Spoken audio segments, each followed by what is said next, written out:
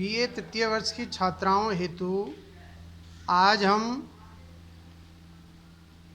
प्रयोगवाद के प्रमुख सिद्धांत अर्थात प्रयोगवाद की पूर्व परंपरा और प्रेरणा स्रोत उसके बारे में प्रस्तुत वीडियो में आज हम चर्चा करेंगे।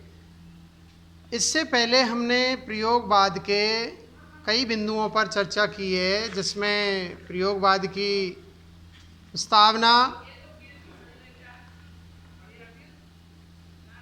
प्रयोगवाद का अर्थ एवं स्वरूप, युगीन परिवेश या परिस्थितियाँ, इसके बारे में हम पूर्व में चर्चा कर चुके हैं। आज हम प्रयोगवाद की पूर्व परंपरा और प्रेरणा स्रोत अर्थात प्रयोगवाद के प्रमुख सिद्धांत उस पर हमारा विशेष फोकस रहेगा। छात्राएं वीडियो को ध्यान से देखें और सुनें। प्रयोगवाद की नींव या आधार किन सिद्धांतों पर टिकी हुई है, उसके बारे में हम चर्चा कर रहे हैं। हिंदी साहित्य की प्रयोगवादी काव्य धारा यूरोप के अनेक आधुनिक काव्य संप्रदायों एवं काव्येतर सिद्धांतों से प्रेरित एवं प्रभावित है।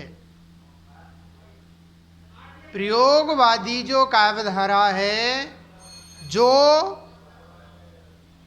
यूरोप के अनेक जो काव्य सिद्धांत है या मत है, उनसे ये प्रभावित है और प्रेरित है, जिनमें प्रतीकवाद,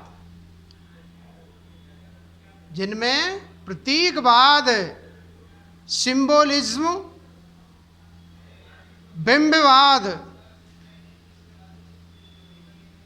दादावाद, अति यथार्थवाद, अस्तित्ववाद और फ्रायडवादी मनोविश्लेषण आदि नाम विशेष रूप से उल्लेखनीय। इनसे क्या है, प्रयोगवादी काव्य धारा या प्रयोगवादी जो काव्य है, ये प्रेरित और प्रभावित है। इनका संक्षिप्त परिचय यहाँ क्रमशः प्रस्तुत किया जा रहा है। नंबर 1, प्रतीकवाद।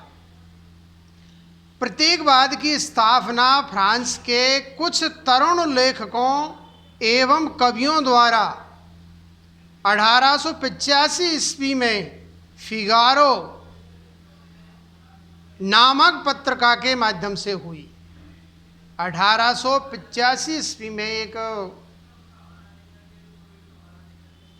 पत्रिका निकली थी, फिगारो नामक पत्रिका। उसके माध्यम से 1885 ईस्वी में प्रतीकवाद की स्थापना हुई थी। इसके उन्नायकों में बोदेलेयर, पाल वेलरी,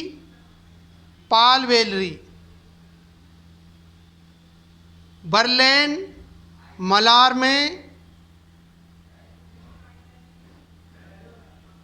आर्थर रिम्बो आदि प्रमुख थे।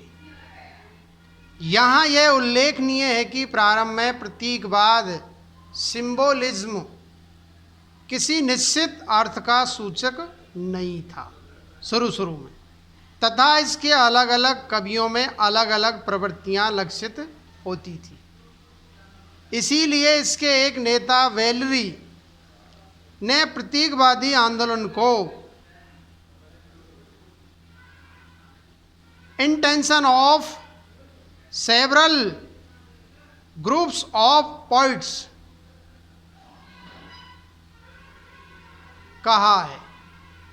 कवियों के विभिन्न वर्गों का विचार मात्र माना है तथा ब्रूक्स महोदय ने इसे ए बंडल ऑफ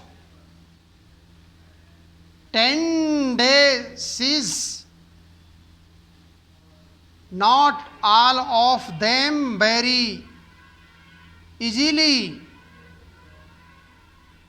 बैलेटेड, परस्पर असंबद्ध प्रवृत्तियों की गठरी, ब्रुक्स महोदय ने इसे परस्पर असंबद्ध प्रवृत्तियों की गठरी मात्र घोषित किया है। प्रतीकवादी आंदोलन में भाग लेने वाले प्रत्येक कवि का अपना अपना मत था, फिर भी उन्होंने भाषा की प्रतीकात्मकता के संबंध में एक संगठित प्रयास किया। तो ये प्रतीकवाद के बारे में हम चर्चा कर रहे हैं। प्रतीकवाद की परिभाषा करते हुए शिफले महोदय ने लिखा है कि यह एक संदर्भ के यथार्थ को उसके अनुरूप दूसरे संदर्भ के यथार्थ के रूप में प्रस्तुत करता है। इसे यदि भारतीय काव्यशास्त्र की शब्दावली के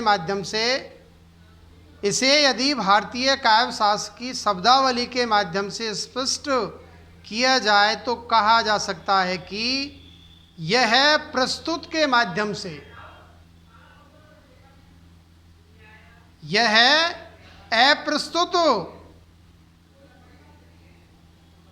अप्रस्तुत के माध्यम से प्रस्तुत को व्यक्त करने पर बल देता है।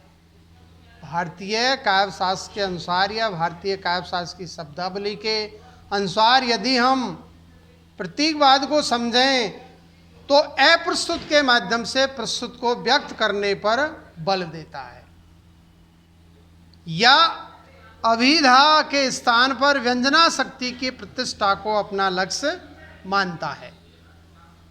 इस दृष्टि से काव्य शैली के क्षेत्र में प्रतीकवाद का लक्ष्य निश्चित ही प्रशंसनीय था, किंतु इस लक्ष्य तक बहुत कम प्रतीकवादी कवि पहुंच पाए हैं। प्रतीकों का वही प्रयोग कलात्मकता को जन्म दे सकता है जो अर्थ की प्रेषणीयता में साधक सिद्ध होता है तथा उसे अधिक आकर्षण प्रदान करता है, अन्यथा बीजगणित और कविता में कोई अंतर नहीं रहता। दूसरे प्रतीक अंततः विषय वस्तु की व्यंजना के माध्यम मात्र है, अतः उसकी विषय वस्तु की भी सर्वदा उपेक्षा नहीं की जा सकती है। किंतु यूरोप के प्रतीकवादियों ने अपनी वैयक्तिक कल्पनाओं एवं असामाजिक प्रवृत्तियों की अभिव्यक्ति के लिए प्रतीकों का ऐसा अंधाधुंध प्रयोग किया जिससे उनका काव्य अस्पष्टता और दुरुता से ग्रसित हो गया। प्रतीकवाद का सिद्धांत ठीक था, किंतु उसका व्यवहार ठीक क्षेत्र में और ठीक तौर पर नहीं किया गया। अधिकांश प्रतीकवादी आत्मोन्मुखी होकर कल्पना लोक के निर्माण में लग गए। अपनी इसी आत्मोन्मुखता, पलायन वृत्ति, असामाजिकता, निराशावादिता, रुग्णता, अस्पष्टता, कलुषता के कारण दीर्घ काल तक प्रतीकवादियों को क्षयोन्मुखी विशेषण से विभाजित किया जाता रहा, किंतु उन्होंने कुख्याति को ही अपनी उपलब्धि मानते हुए इतिहास में अपने लिए स्थान बना लिया। तो ये प्रतीकवादी सिद्धांत है, इसका प्रभाव प्रयोगवादी काव्यधारा पर बखूबी पड़ा है। अगला जो सिद्धांत है, प्रेरणा स्रोत है, वो है बिंबवाद, इमेजिज्म। प्रतीकवादियों की भांति अंग्रेजी के कुछ कवियों ने बिंबवादी संप्रदाय की स्थापना की।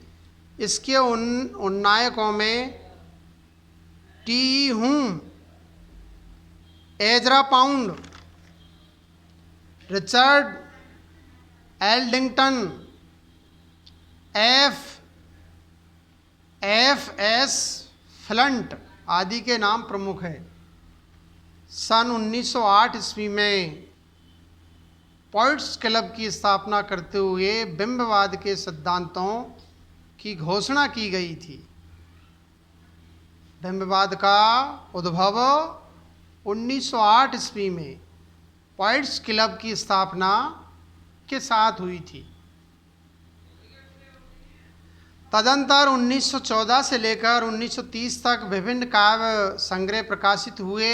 इनमें पहला संग्रह 1914 के या 1914 ईस्वी में एजरा पाउंड के नेतृत्व में डैश इमेजिस्टा शीर्षक से प्रकाशित हुआ, जिसमें Flint, Aldington, Lowell, Hilda Doolittle, H M. Hueffer, James Joyce, Ezra Pound, Allen Upward, William